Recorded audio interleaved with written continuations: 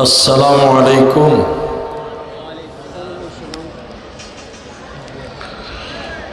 الحمد لله نحمده ونستعينه ونستغفره ونعوذ بالله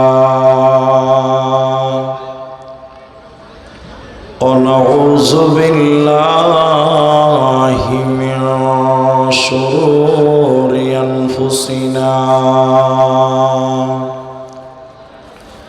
ومن سيئات أعمالنا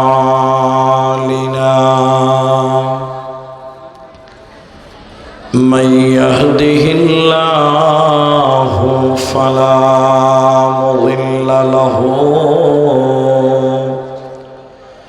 ومن يضلل فلا هادي له وأشهد أن لا إله إلا الله وحده لا شريك له وأشهد أن محمدًا عبده ورسوله أما بعد فإن أصدق الحديث كتاب الله وأحسن الحديث هدي محمد مصطفى صلى الله عليه وسلم فقد قال الله تبارك وتعالى بسم الله الرحمن الرحيم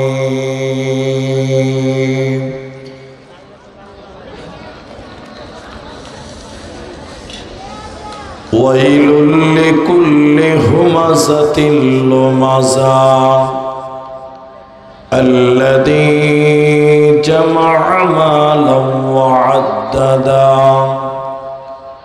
وقال الله تبارك وتعالى إنه لا يحب من كان مختالا فخورا وقال الله تبارك وتعالى ولا تصعر خدك للناس ولا تمش في الأرض مرحا وقال النبي صلى الله عليه وسلم رجل قلبه معلق في المساجد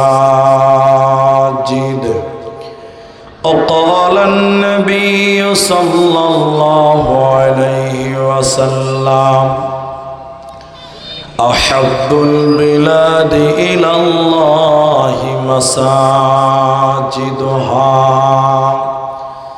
أو كما قال عليه الصلاة والسلام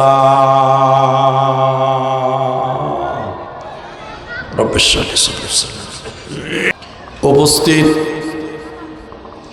চলমান সভার যোগ্যতম সভাপতি স্টেজে ওলামায়ে কেরাম অতিথিবৃন্দ আমার সামনে বসে থাকা গুটি কয়েক দিনদার ইমানদার মুমিন ভাই সকল দোয়ার কান্টারি মুরব্বী সমাজ স্নেহের কচিকাঁচা পর্দার অন্তরালে বসে থাকা মুমিনা সলেহা মা ও বোনেরা প্রাণ প্রিয় দক্ষিণ অন্তর্দীপা শামশেরগঞ্জ মুর্শিদাবাদবাসী প্রশংসা সেই মহান মনিবের দরবারে যিনি আমাদেরকে এক মসজিদ কেন্দ্রিক আয়োজিত মাহফিলে বসিয়ে কোরআন এবং হাদিসের কথা বলা, আপনাদের শ্রবণ করা যিনি তৌফিক ইনায়াত করেছেন, সেই মহান মনিবের দরবারে শুকরিয়া জ্ঞাপন করি।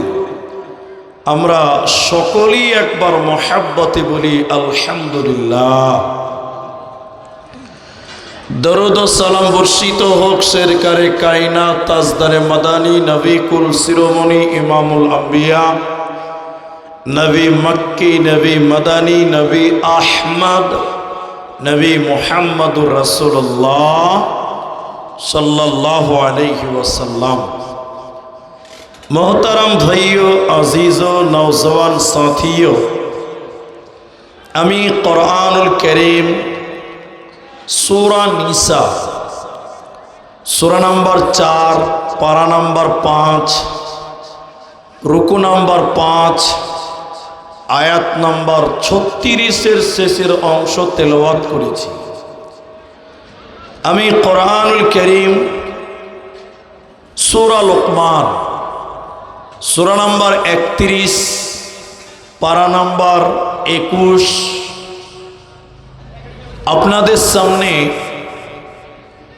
18 নম্বর আয়াত তেলাওয়াত করেছি। আমি কোরআনুল করিম 104 নম্বর সূরা হুমাযা থেকে দুটি আয়াতের টুকরো তেলাওয়াত করেছি। হাদিসে নববী থেকে সহিহ বুখারী 660 নম্বর হাদিসের কিছু শব্দ আপনাদের সামনে পাঠ করেছি।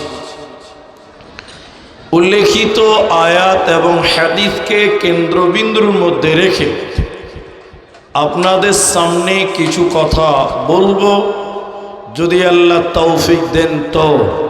আলাইহি তাওয়াক্কালতু ওয়া ইলাইহি উনীব। বক্স লাগা আছে? বক্স কোথায়? একটু আওয়াজ দাও বক্সের। সম্মানিত উপস্থিতি, আমি কোরআনুল কারীমের আয়াত এবং হাদিসকে সামনে রেখে মূল্যবান সময়টি মূল্যবান কাজে ব্যয় করব। একটি সাবজেক্টের উপরেই কিছু কথা রাখবো ইনশাআল্লাহ। আলাইহি তাওয়াক্কালতু ওয়া ইলাইহি উনীব। আমি আমার আলোচ্য বিষয়টা বলার পূর্বে 2 মিনিট টাইম প্রয়োজনীয় কথা বলছি। যারা শ্রোতা হিসেবে উপস্থিত আছেন, আলহামদুলিল্লাহ, আমার মনে হচ্ছে, আমি যতকাল এদিকে ছিলাম না, তারপরেও মনে হচ্ছে যে গতকালকের চাইতে আজকে ঠান্ডা কম আছে, এটা মনে হচ্ছে, আলহামদুলিল্লাহ। তো আমি আপনাদেরকে কিছু কথা জিজ্ঞাসা করব, আপনারা উত্তর দিবেন, মুখ খুলে বলবেন। একবার বলেন ইনশাআল্লাহ। হ্যাঁ, কারণ আপনারা যদি বলেন তাহলে আপনাদের বুঝতে সুবিধা হবে, আর আমি অধমকেও বুঝাতে সুবিধা হবে। তাই কখনো আপনারা বলবেন, কখনো আমি বলব। মানে অনেক জায়গার লোক কথা বলতে চায় না, খুব মুশকিল। এই জন্য আপনাদের একটু কথা বলতে হবে। আমি আপনাদের সামনে যে বিষয়টি নিয়ে কথা বলতে চাই, সেটা বুঝতে গেলে আপনাকে এটা বুঝতে হবে, পৃথিবীতে মানুষের জীবনে অনেক রকম রোগ হয়।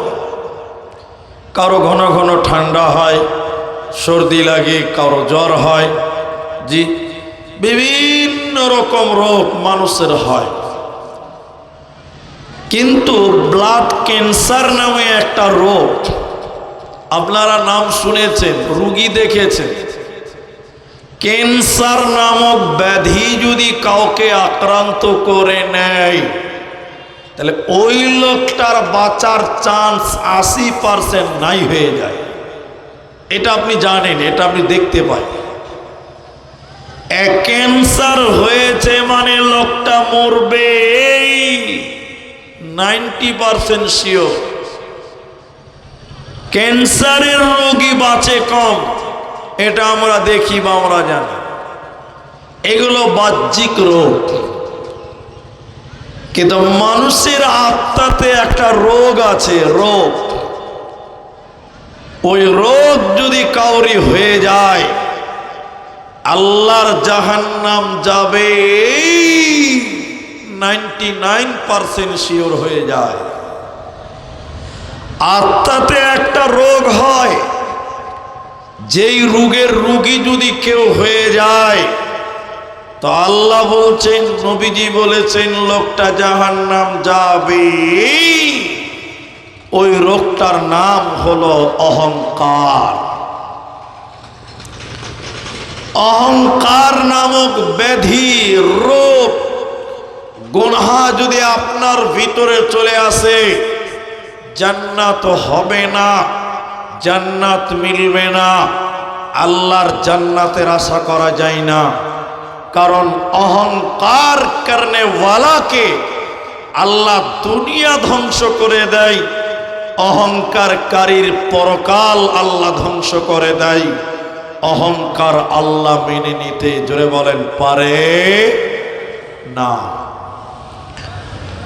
এই অহংকার সম্পর্কেই কিছু কথা আজকে আপনাদের সামনে রাখবো ইনশাআল্লাহ। হাদিসের রাবি হযরতে হারিসা ইবনে ওয়াহাব রাদিয়াল্লাহু তাআলা আনহু, নবীজি একদিন বললেন, হে আনসার মুহাজিরেরা, আমার সাহাবীরা, তোমরা বলো, আমি কি তোমাদেরকে জান্নাতি মানুষদের বৈশিষ্ট্য বলবো না? আল্লাহর জান্নাতে যাবে কে, তার পরিচয় বলবো না? হে লোক সকল, তোমরা বলো, আল্লাহর জান্নাতি মানুষেরা কেমন, তোমরা কি জানতে চাও? আমি কি বলবো?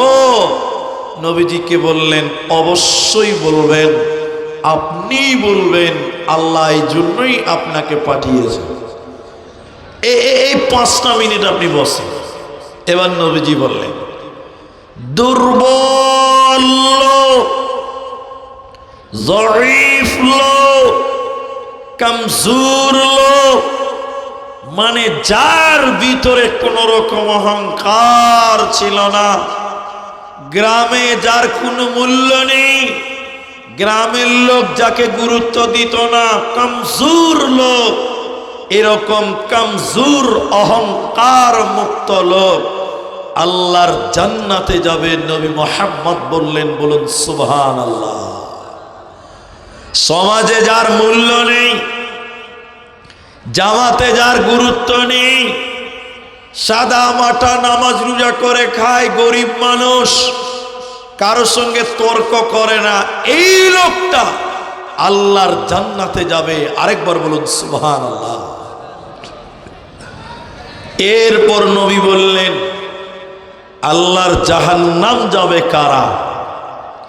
হে ধুলিয়ান এলাকার লোক, নবী বললেন, জাহান্নামী কারা তোমরা শোনো। অল্প কথাই যারা তর্কে লিপ্ত হয়, মানুষদেরকে খিস্তি করে, হটমিজাজি লোক, আর অহংকার করে, এই অহংকার করনেওয়ালা হটমিজাজি ভাষা খারাপ করা লোকটা, অহংকারীটা আল্লাহর জাহান্নাম যাবে, আল্লাহর জান্নাতে যাবে না। তাহলে অহংকার করনেওয়ালা আল্লাহর জান্নাতে যাবে না। নবীজি বললেন, শোনো,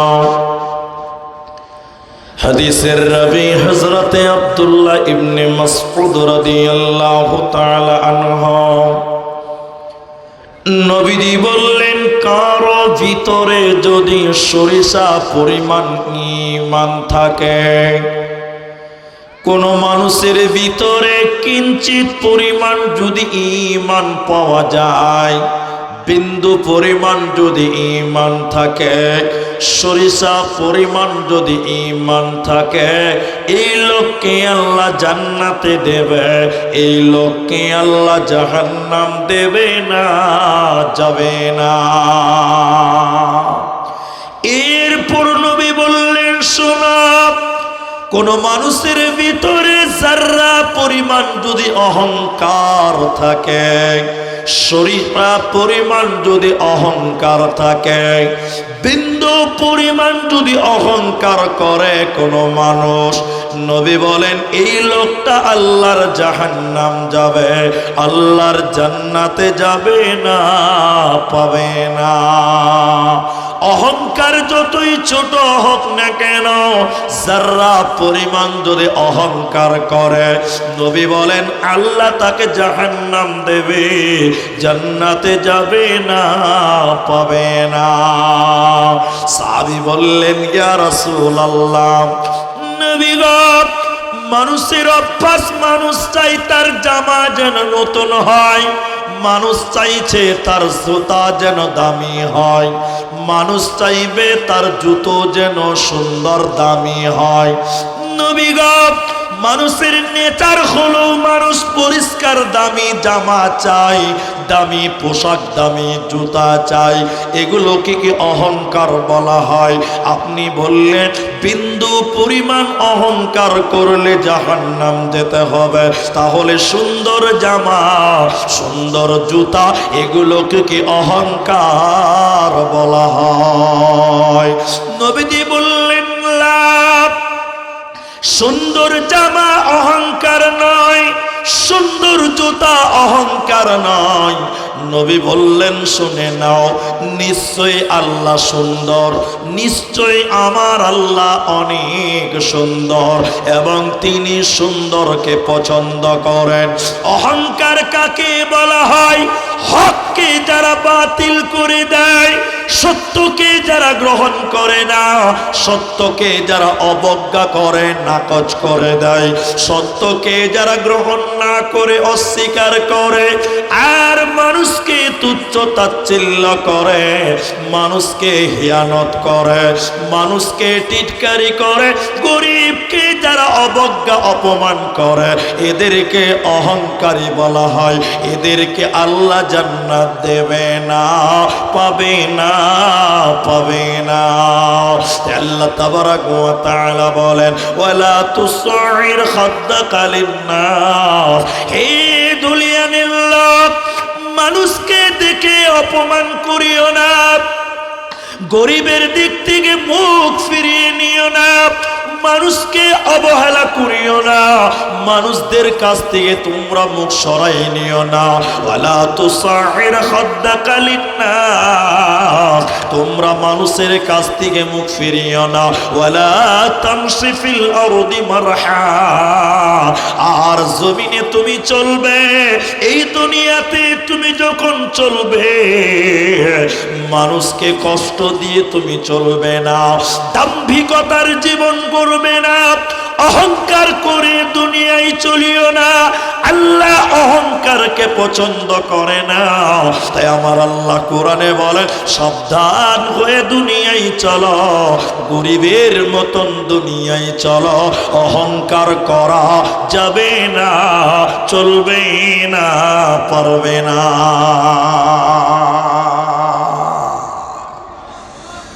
এখন একটা হাদিস আপনাকে শোনাবো যে অহংকারকারীকে আল্লাহ কতটা ঘৃণা করেন, আল্লাহ কতটা অপছন্দ করেন। এই হাদিসটা শুনেন আমার মা, যারা রূপের অহংকার, টাকার অহংকার, ডিগ্রির অহংকার, সার্টিফিকেটের অহংকার, জমি জায়গার অহংকার, প্রতিষ্ঠিত হয়ে গেছেন, অহংকার করেন, এই সমস্ত যুবকেরা, ওই সমস্ত বোনেরা, ওই সমস্ত বাবাজিরা, আপনাদের জন্য এই হাদিসটি যথেষ্ট হবে। একজন বিখ্যাত তাবিঈ আমর ইবনে শুআইব আন আবিহি ওয়া জাদ্দিহি, তিনি তার বাপ এবং তার দাদার কাছ থেকে বর্ণনা করছেন। এদিকে দেখেন, ও ভাই আমার দিকে দেখেন, একটু নজর করেন।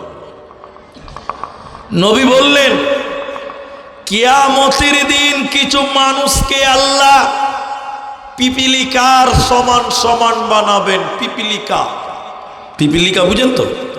পিঁপড়ে, পিঁপড়ের পিঁপড়ে। কিছু মানুষকে আল্লাহ পিঁপড়ার সমান সমান ক্ষুদ্র ক্ষুদ্র ছোট ছোট করে মানুষকে বানাবেন পিঁপড়ার সমান। বলে মুলি সাহেব তাহলে সে কি পিঁপড়া? না, সে মানুষ। তার পা থাকবে, মাথা থাকবে, হাত থাকবে, চোখ থাকবে, কান থাকবে, এইরকম মানুষের মতন, কিন্তু সাইজ হবে ছোট। কার মতন? পিঁপড়ার মতন হবে। তিনি বললেন এই পিপিলিকার সমান সমান মানুষকে কিয়ামতের দিন তাদের অপমান তাদের বেষ্টন করে রাখবে, লাঞ্ছনা তাদেরকে ঘিরে রাখবে। গোটা কিয়ামতের ময়দানে তাদেরকে মানুষ দেখবে, অপমান তাদের চতুর্দিকে ঘিরে থাকবে। গরুর রাখালেরা গরুকে পিটাতে পিটাতে ময়দানে নিয়ে যায়। নবীজি বললেন এই পিঁপড়ার সমান সমান মানুষগুলোকে পিটাতে পিটাতে কিয়ামতের দিনে জাহান্নামের ভিতরে নিয়ে যাবে। জাহান্নামের ভিতরে একটা জেলখানা আছে, ওই জেলখানাটার নাম বাউলাস। জেলখানাটা কেমন? বহরমপুরে জেলখানা আছে, মালদা বালুরঘাটে জেলখানা আছে, দমদম কলকাতা শিলিগুড়িতে আপনার জেলখানা আছে। জাহান্নাম তো নোংরা জায়গা, জাহান্নাম তো ভয়ঙ্কর জায়গা। জাহান্নামের ভিতরে জেলখানা, জেলখানাটা কত ভয়ঙ্কর। উপরে কোনো ছাদ থাকবে না, টিন থাকবে না, এলভেস্টার থাকবে না, আপনার মাথার উপরে তিরপাল দেওয়া আছে।